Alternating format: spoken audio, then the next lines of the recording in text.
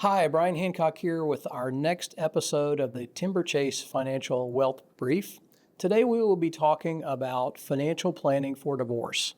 If you are considering a divorce and you are searching things online like what to do before a divorce or how to protect myself in a divorce or divorce financial checklists, you're probably in one of two places. You want this to be civil and efficient, or you can tell already that it's going to be contentious. Either way, when I meet someone who has started the divorce process, the conversation usually has the same themes: protect yourself, control the process, simplify moving parts, and delay major money decisions until later. This article is not intended to be financial advice, but observations after having walked through this process with several people. First, decide what kind of divorce you're walking into. If it's likely to be friendly, consider a collaborative divorce. Collaborative divorce is designed for couples who want to get to a fair finish line without turning it into trench warfare. It's typically an out-of-court negotiation process where both spouses commit to working towards settlement, often with attorneys who specialize and who are trained in this type of divorce. Both spouses usually still have their own attorney, but the point is usually less conflict, less stress, and often lower total cost than full-blown litigation, assuming both sides participate in good faith. If you're looking for a place to start, search for collaborative divorce attorney, or if you are in the Birmingham, Alabama area, call us and we can suggest some people that we have seen do a really nice job for our clients. The next theme is to protect yourself. In all divorces, especially in one that is going to be contentious, protect yourself in three ways. First of all, protect yourself physically. If there is any risk of intimidation, threats, volatility, take them seriously. Get help locally, lean on trusted people, and let your attorney guide you on next steps. But the next part of protection is protecting your data and your privacy.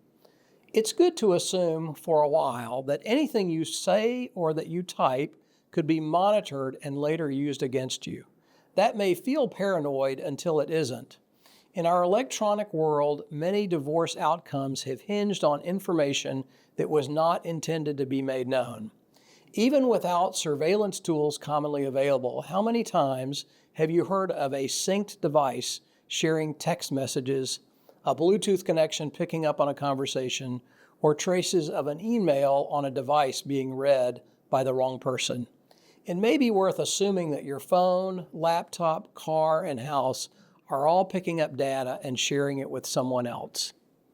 Some basic moves that are often worth discussing with your attorney and/or a tech-savvy friend are: change your passwords on email, banking, and cloud accounts.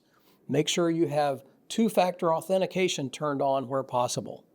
Stop using shared devices or shared accounts for sensitive communication.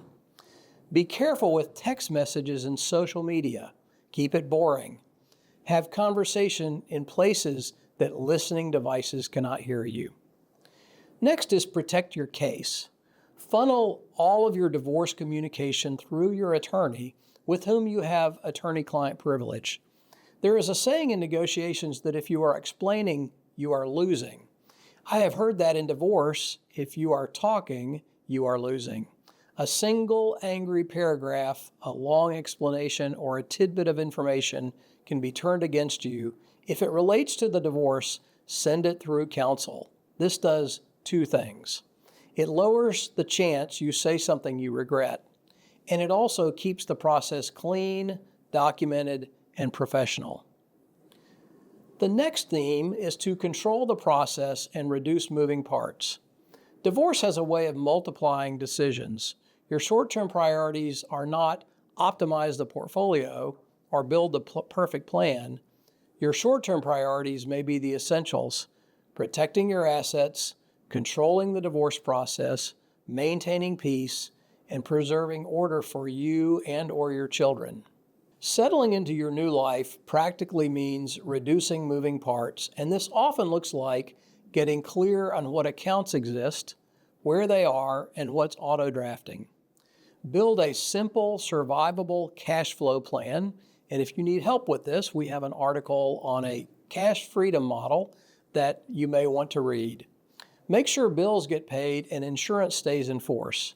Organize your documents so your attorney isn't guessing.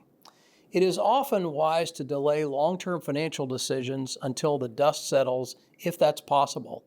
You may not need a 20-year plan while your life is actively being restructured. That may need to come later. The next theme is to build a new reality plan after the divorce terms are clear.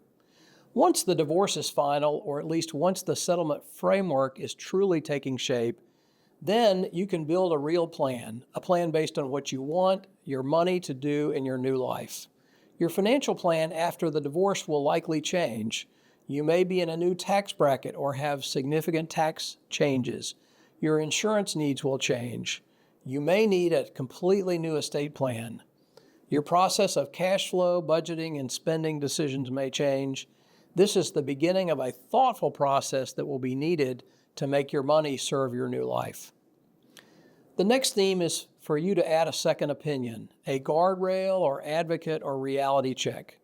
This can be one of the biggest accelerators for peace of mind, a trusted second opinion that can be a professional, but can also be a steady-headed friend. It needs to be someone who can hear you when you're overwhelmed, pressure test your big decisions, spot too good to be true proposals, and help you avoid costly mistakes while emotions are high.